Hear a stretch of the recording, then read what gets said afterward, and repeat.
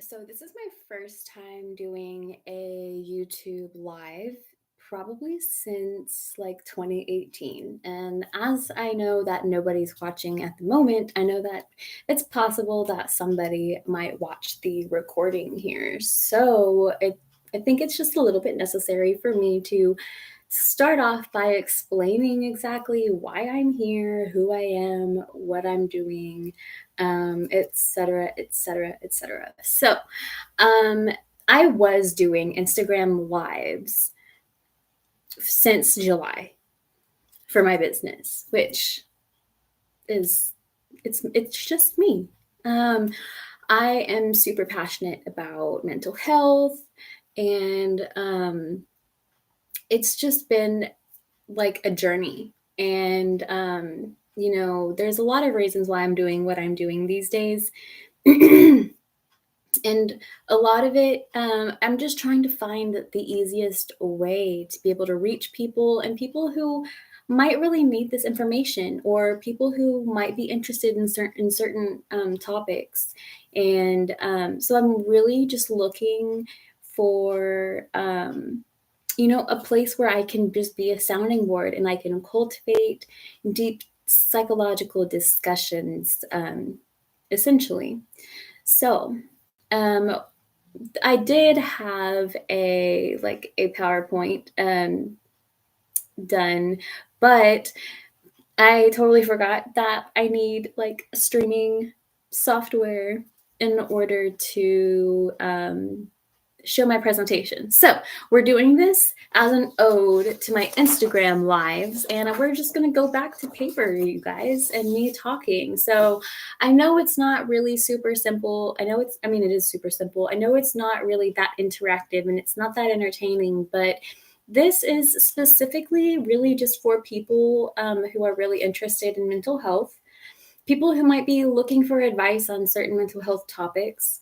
Um, and I mean, really just people who might be looking for potential future collaborations with me, as I also get ready to eventually start a podcast. So, with that being said, I figured that maybe YouTube might just be one of the easiest ways to get this done and get it started.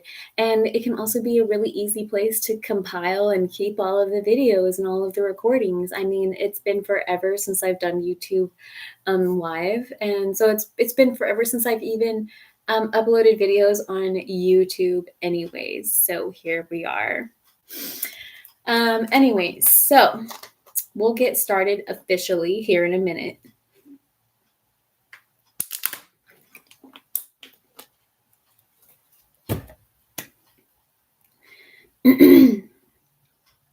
Here in about exactly 50 seconds, we'll get started officially from the top of the line, the top of the board.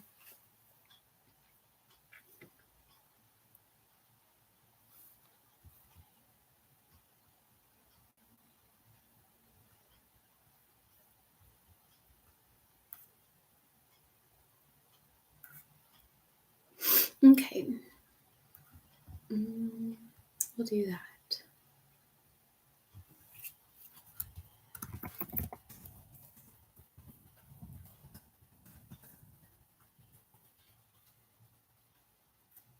Okay.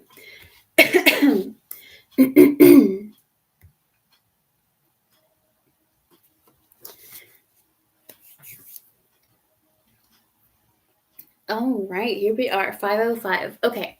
So, go ahead and feel free if you drop in as I am talking, and you can feel free to drop in a question, or if you have a comment, you can drop it in the Q&A. I should still be able to see it. So here we go. So thank you everybody who might be tuning in to see the recording. Thank you anybody who drops in the live. I know I'm basically thinking in advance, but thank you for dropping in. Please continue to support. Make sure that you hit the follow, and make sure that you're signed up for notifications to keep up with any more videos that this channel will drop. Cool, thanks. All right, so this week we'll get into the topic here in a second. But so my name is Sharissa, but you might also know me as Eradication Writer. You could possibly also know me as Eradication Lady on Twitter. You might know me as like mostly Eradication Writer is my like online tag. But my name is Sharissa. So if you cannot pronounce my name, feel free to just call me S. I should be able to know who you're talking to. But yeah, I am a graduate student getting my master's degree in psychology. And I'm also a wellness coach. And aside from that, I'm a mental health advocate as well as a human rights activist. So I do a lot of volunteering, especially for women's rights and human rights in general. And I also do, I forgot what I mentioned. Oh yeah, mental health advocate. Like I do these informatives. I don't get paid for these. I simply do this because I know that even though I don't like blow up in views, I also know that sometimes people do come across my videos, and they usually come across these videos whenever they need them the most. And so that's one of the reasons that I do what I do, even though I don't get a lot of reach. I don't get major reach. I don't get millions of views or likes or follows or shares, but people do come into contact with these videos. So I think that is very important. I myself have had my own mental health struggles over time. And, you know, it's normal for it to be a consistent battle. That's something that I've learned from myself that I can definitely instill in others, especially those who struggle with mental health. It's always going to be a consistent battle most of the time. And it does get easier. The more that you learn about yourself, the more that you become self-aware about, you know, the more that you learn how to control your emotions and how to process your emotions and such, it becomes so much easier you know, to be able to manage a lot of those mental health struggles and those symptoms that come along with certain degrees of mental health. So, you know, if you're depressed, you know, sometimes it's really hard to find that motivation to get out of bed every morning and to actually take care of yourself, to take a shower, to feed yourself, to brush your teeth, to wash your face. You know, sometimes those simple acts can be so hard, but when you learn how to do it in the way that makes sense to you and that feels most authentic to you, it gets so much easier. So that boils down to support, support, support. No matter what, always having somebody there for you, always having that support system, always knowing who you can call when you are literally at the last string of like your will to live. I mean, that at least having at one person, and that they know that they also know that, you know, that they're your support. Or yeah, so always remember that support, support, support is key. Even if it's just something as simple as calling the crisis hotline or attending a support group, it counts. And use those situations, use those that availability of resources to help you, because nobody wants you to feel bad. Nobody wants you to feel sad. No one wants you to feel angry. No one wants you to feel depressed. Like, I'm even putting myself out there. Reach out to me, like, because it is hard. And sometimes the craziest things that we do is because we never had someone there to tell us that we're loved and that we're cared about. And if we would have known these certain things in those times, then we probably wouldn't have done those things that ended up hurting us. So anyways, so why am I here? I know, why is this random chick just sitting here talking on a YouTube live? Well, I'm on a mission. I'm on a mission to destigmatize and normalize mental health conversations. And I also have a mission to help people understand the vast subject of psychology and how it can fit into our everyday lives. Sorry, give me 1 second. Okay. So yeah, something that I learned growing up is that um, people, some people grow up in families, and those families look at people with depression or anxiety as crazy people, people who are crazy. And wow, okay. People who are crazy. And, that's not exactly the easiest the thing to grow up with. And you might not realize it whenever you were a kid, but whenever you got older and you yourself, now this is kind of where it strings off in paths, because it's very possible that because of the idea that you were taught as a child that people with anxiety and depression are crazy people, you probably grew up thinking that you never need a therapist. You were probably also raised thinking that you don't need to talk about X, Y, and Z that's bothering you because everybody has issues, and so you should just deal with it. Like, and a lot of us might have grown up with people who are like, that's what the method of processing emotions was.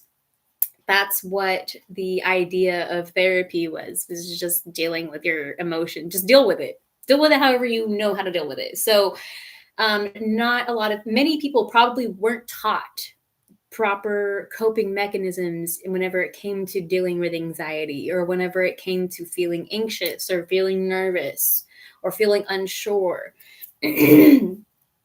So a lot of us were not taught these sort of coping mechanisms. Now, it's possible that if you were taught that the same ideas, that you don't need therapy and that crazy people are people with depression and anxiety, then it's also equally as possible that you might have had certain influences whenever you were in your adolescent stages that might have supported the idea of receiving therapy, and that it's normal to be able to, or to go to therapy and talk about your problems and feel your emotions and allow them to come out so you can actually vent.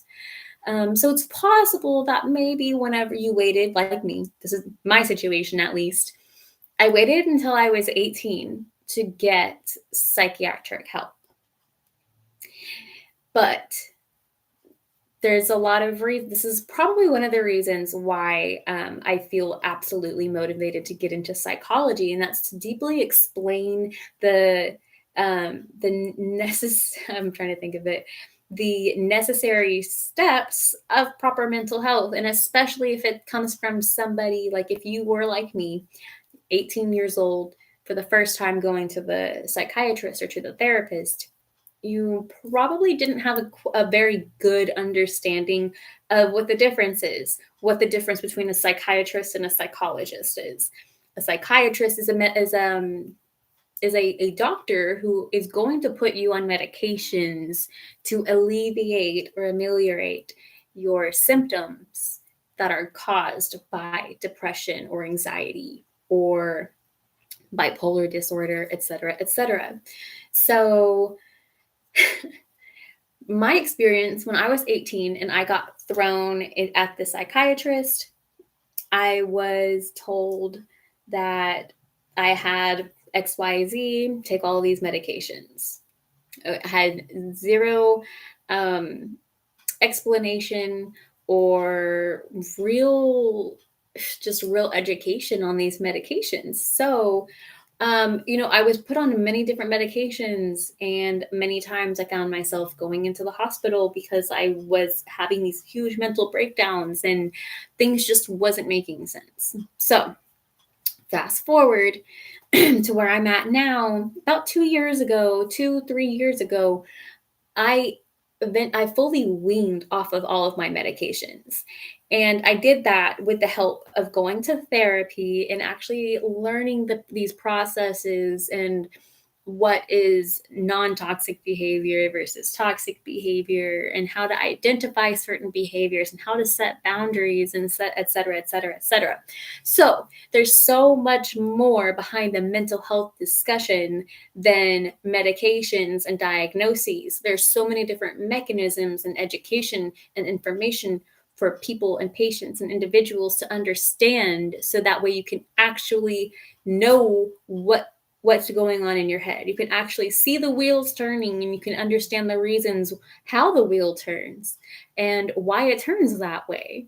And you can eventually link and connect the dots from everything that you've endured up through your life until this point. So that's one of the reasons why I'm here and why I do what I do.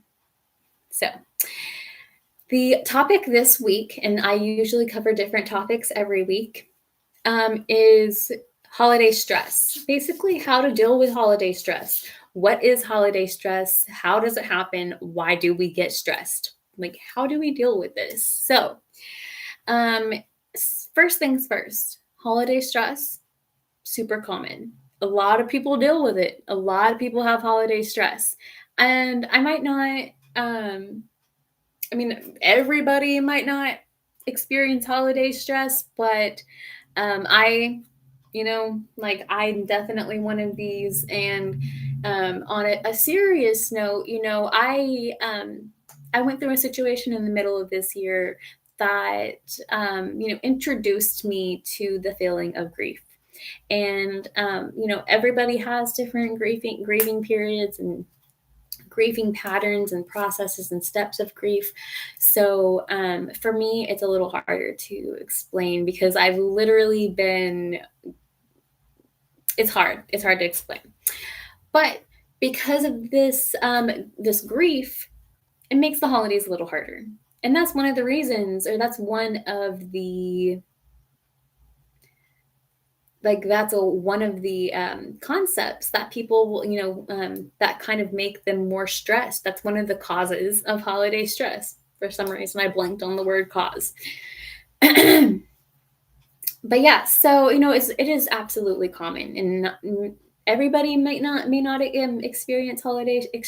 My gosh, everybody may not experience holiday stress, but I do know a lot of people experience holiday stress. So even if you love and get along with your family, that can be, you can still experience holiday stress.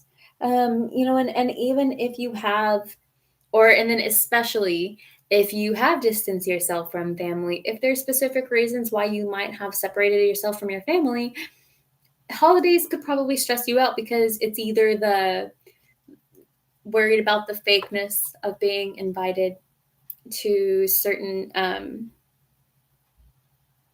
the fakeness of being invited to family events, or if it's the I don't know, there's a lot of different things. So that's just one of the examples. And then I strive to answer at least two questions for this. So why do we get stressed, and how do we manage the stress?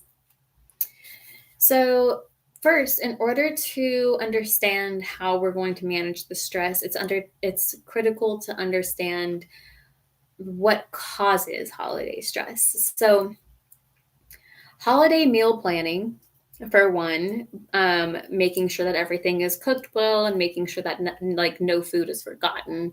No one forgot the pumpkin pie, because how can you not have pumpkin pie? Nobody forgot the pecan pie, because how can anyone forget the pecan pie? Or did anyone forget the turkey? How can we forget the turkey? There's so many different ideas. Or not just ideas, but concepts that fit under the holiday meal planning stress. That's a lot. Making sure that everybody is invited or aware that, hey, we're doing Christmas at my house at this time on this day, or Thanksgiving. I know we're past Thanksgiving now, but you know what I'm saying. Financial burdens. Obviously, one of the biggest stressors for anybody, really, especially these days with inflation, is financial stress. Do we have enough money to pay our bills? Do we have enough money to buy food? Do we have enough money to contribute to Christmas dinner? Do we have enough money to contribute to buying gifts for everybody? Do I have enough money to contribute to donating to charity? There's so many different financial burdens that circulate, and central basically to the holidays, because there is, you got to buy gifts for everybody, or at least the people that you care about. Got to figure out if you're going to donate to any charity or charitable organizations for the holidays. Because there's a lot of homeless children. There's a lot of children who go hungry during the holidays. There's a lot of families who might not be able to, who probably can't afford food as well. So should you contribute to that? So there's a lot of different decisions that have to be made, especially concerning finances. Travel. There's the stress associated with travel. So like you have to worry about your luggage. You have to worry about making your flight on time if you're flying out of or to your destination for the holidays. You have to worry about traffic, gas, car insurance, car accidents, flat tires. You have to worry about, you don't have to worry about, but there's a lot of travel stress. Family stress, visiting with families. Some people might have families that don't acknowledge other family members. A lot of people might have separated families, divorced families, split families. I know growing up, I always had, okay, there's Christmas at my mom's house, Christmas at my dad's house, Christmas at my dad and stepmom's, Christmas at my mom's, Christmas at my grandma's, Christmas at my other grandma's. Like it's always one or two or three or four different Christmases that you're going to. That kind of thing is stressful. And especially if they are all like different family members. There's in almost every family, I feel like there's the really conservative family and there's the really liberal family. So depending on which side of the political spectrum you swing, visiting one side might be more stressful than visiting the other side. So, you have those types of stressors, toxic behaviors. If you might have set boundaries with a specific family member, but that family member might not appreciate you setting those boundaries. That can cause tension, that can cause stress. So yes, visiting family can definitely cause some stress.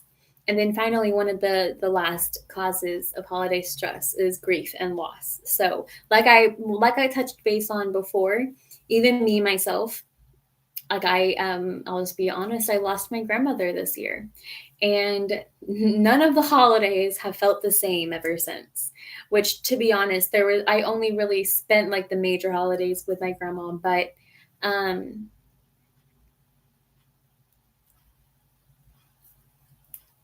sorry, sometimes my mind just goes blank. But yes, and especially though, Christmas time and Thanksgiving and Easter are the three main holidays that I would always visit my grandmother. Always. Or at least almost always.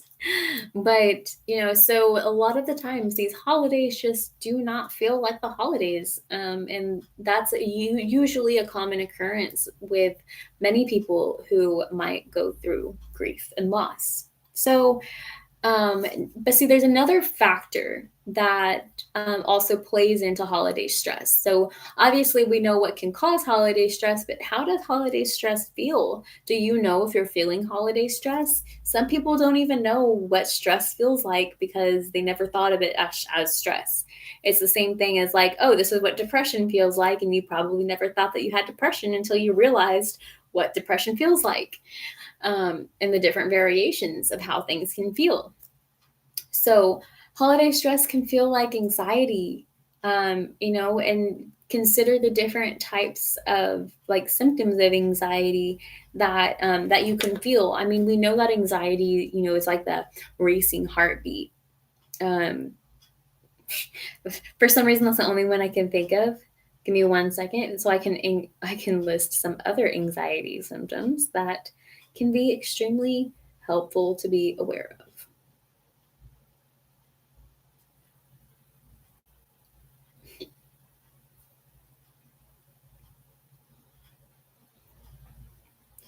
And so, yeah, I mean, anxiety has different categories of symptoms. So, I mean, you can feel like you're hypervigilant. You can feel like you're just like, you can hear like the smallest pitter patter of anything. Super irritable, Irritability is also one of the things that, like, how holiday stress can feel. Being irritable, depression, low motivation to get out of bed in the mornings, low motivation to even get anything done for the holidays, headaches. You could have more headaches and migraines during the holidays because you're so stressed.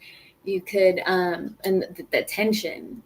The tension can definitely cause headaches. If you've ever heard of the word tension headache, nausea. A lot of times, anxiety can cause nausea.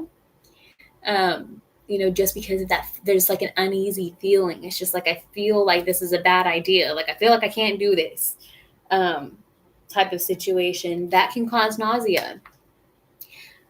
Tension, stress, and like tension headaches, all of that can also lead to body aches because of all of the tension, because you're just so stressed and you have like such tight muscles, and so like everything is super like tense and tight. And it can almost cause like the feeling of, if you've ever been in a car accident, like not like a super severe car accident, but I mean even that, but like even just like a regular car accident, like a minimal damage car accident, I guess I should say, because I'm not trying to like say that, whatever. Car accident. So you get someone rear ends your car, you get whiplash. You know, that sore feeling or something that you get from being in a car accident. It kind of, being stressed can kind of cause body aches just like that. So it can also cause insomnia. Anxiety and depression, even, or especially if you have like bipolar disorder, or something. Even if you don't have bipolar disorder and you just have mood swings or something like that, you might notice that sometimes whenever you are super stressed, and especially with the holidays, that it's so much harder to fall asleep at your usual time and sleep soundly throughout the night. Now, insomnia can mean one of two things. It can mean that you have a really hard time falling asleep. It can also mean that you have a really hard time staying asleep. And it can also mean both. So, stress can cause you to do things like that, like not being able to get your quality sleep that our bodies need. So, now how do we deal with holiday stress?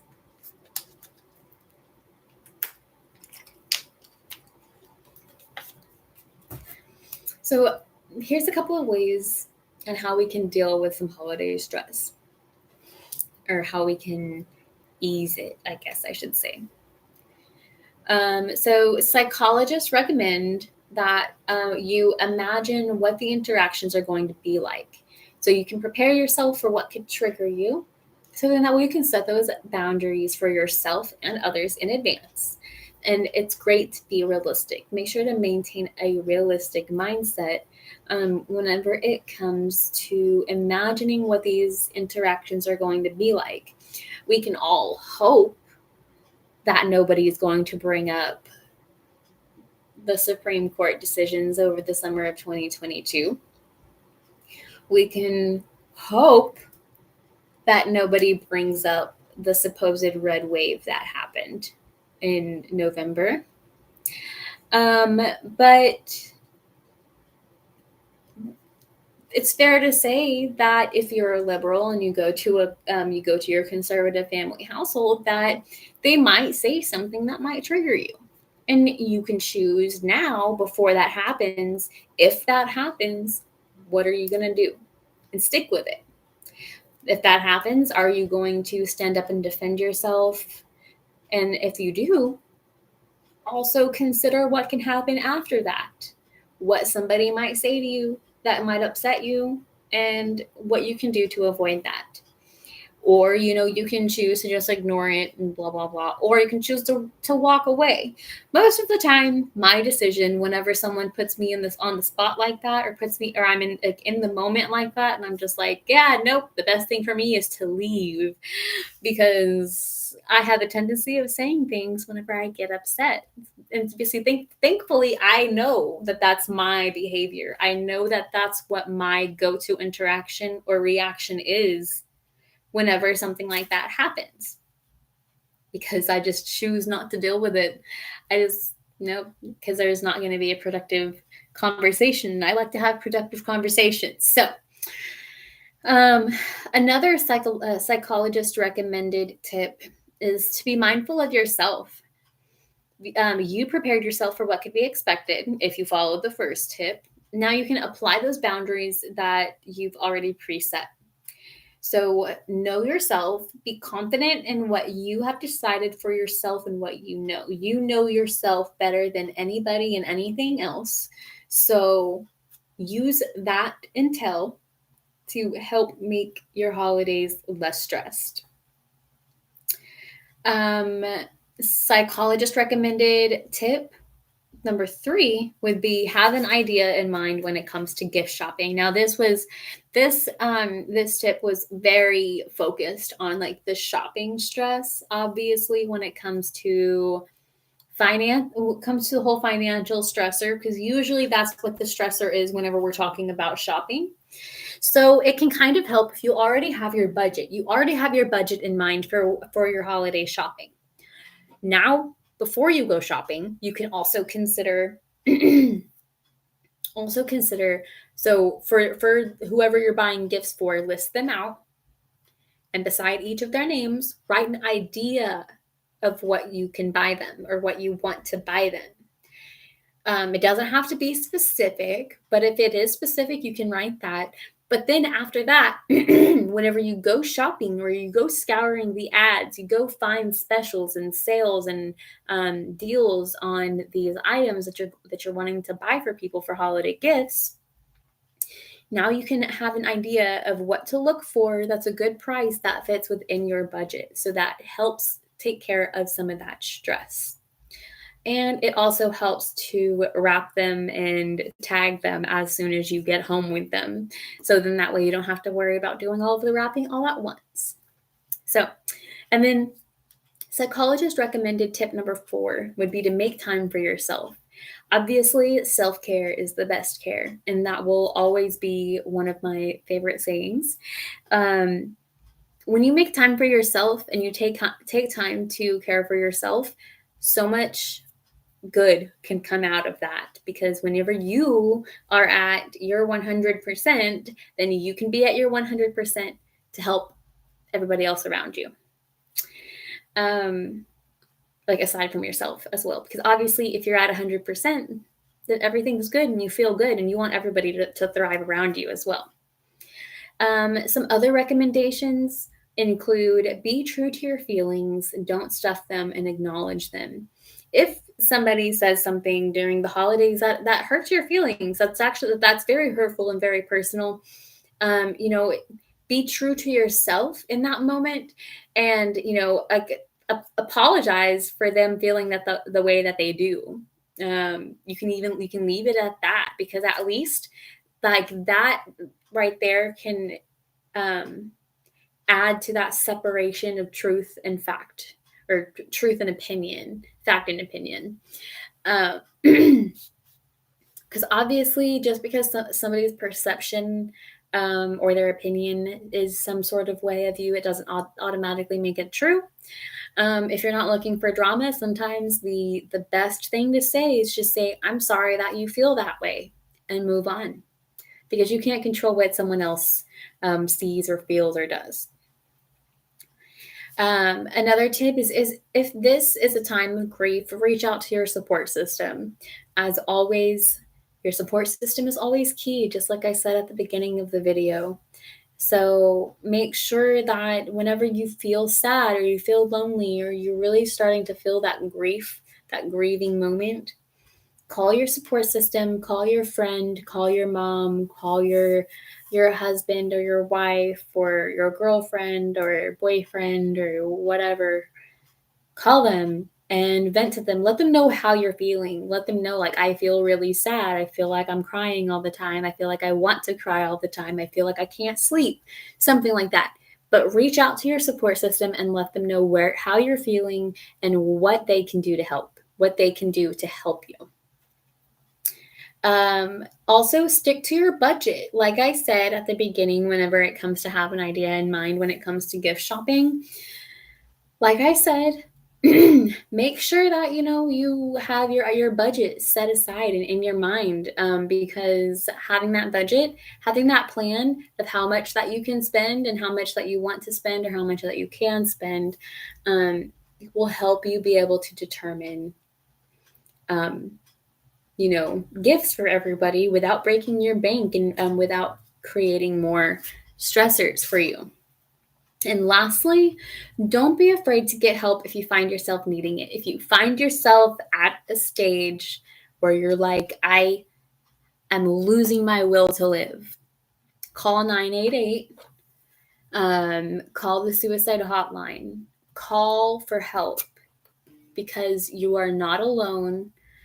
And I can guarantee you that somebody loves you, because nobody should feel depressed, especially during these times, especially whenever there's people out here who are trying their best to provide support for everybody. Just reach out. The biggest step is reaching out and getting help, telling somebody that you need help. Like I said, you can always reach out to me. I will do my best to point you in the right direction and to provide you with adequate resources to get you to where you're going. So that's it. That concludes the first topic discussion on YouTube Live. And now, while I know that nobody has jumped in and added to the discussion, that's okay. That's okay, because the first time is usually not the easiest.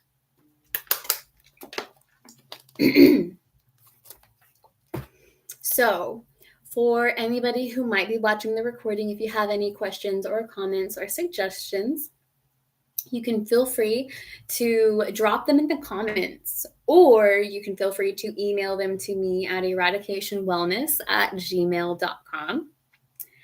As for updates, if you are dropping in because you were watching my Instagram lives, this is exactly where we'll be doing my lives now. Now we're doing YouTube lives. But basically, I'm sticking with live informatives. And yes, they are still happening every Thursday. But aside from that, thank you all so much for supporting my inaugural YouTube live for Eradication Wellness. And I will see you all next Thursday. Bye.